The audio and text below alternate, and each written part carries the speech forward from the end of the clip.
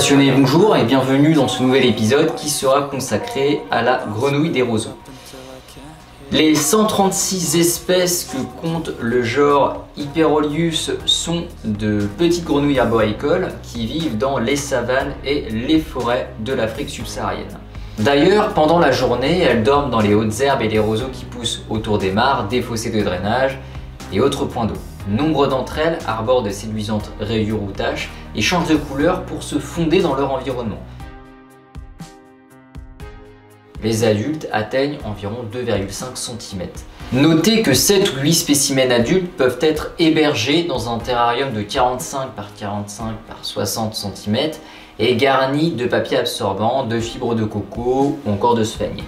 Il est recommandé de prévoir des perchoirs pour qu'ils se reposent pendant la journée, soit des tiges de bambou, du branchage, des plantes naturelles ou bien artificielles.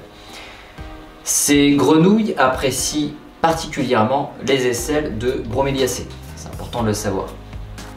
Les terrariums plantés sont parfaitement adaptés à leur petite taille, mais méfiez-vous lorsque vous ouvrez le terrarium, vous risquerez d'effrayer ces amphibiens qui se réfugient volontiers dans les angles supérieurs et qui s'enfuiront de peur.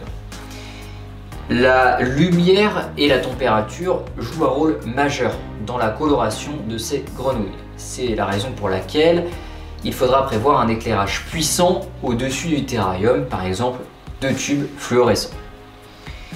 Ajoutez également une ampoule à incandescence de faible puissance à une extrémité pour fournir de la chaleur au-dessus d'une branche ou d'une plante. La température à cet endroit pourrait atteindre environ 32 degrés, tandis qu'un gradient de 21 à 27 degrés suffira dans le reste du terrarium. Pulvérisez également le terrarium selon les besoins pour maintenir une hygrométrie élevée. Malgré leur petite taille, les grenouilles des roseaux ont un appétit féroce. Ainsi, offrez-leur régulièrement des papillons et des mouches pour qu'elles s'amusent à les chasser. Ces insectes compléteront un régime à base de petits grillons et de drosophiles non volantes.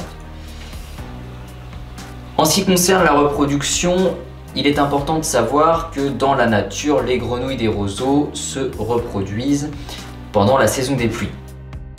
Et vous pouvez stimuler leur comportement reproducteur en créant des conditions environnementales identiques. Dans un terrarium contenant une grande coupelle d'eau, il suffit parfois que les grenouilles soient bien nourries et que l'hygrométrie soit élevée pour que la reproduction ait lieu.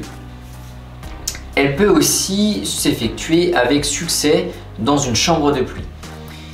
Alors les chances de réussite semblent plus élevées lorsqu'il y a une concurrence entre les mâles et les femelles déposent leurs œufs dans l'eau, sur l'eau ou au-dessus de la végétation.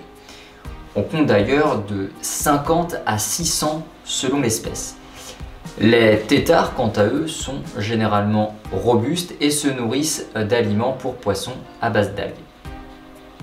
Les spécimens tout juste métamorphosés et les juvéniles n'arborent souvent que l'un des motifs des adultes qui évoluent bien sûr à l'âge adulte.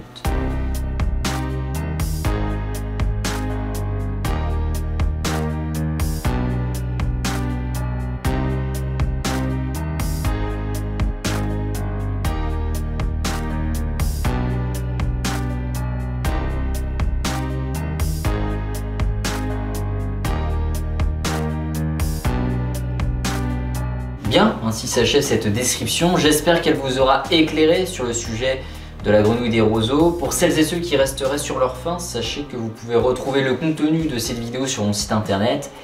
Et pour les personnes qui auraient d'autres questions, vous pouvez évidemment me contacter sur les réseaux sociaux. Les liens sont d'ailleurs en description.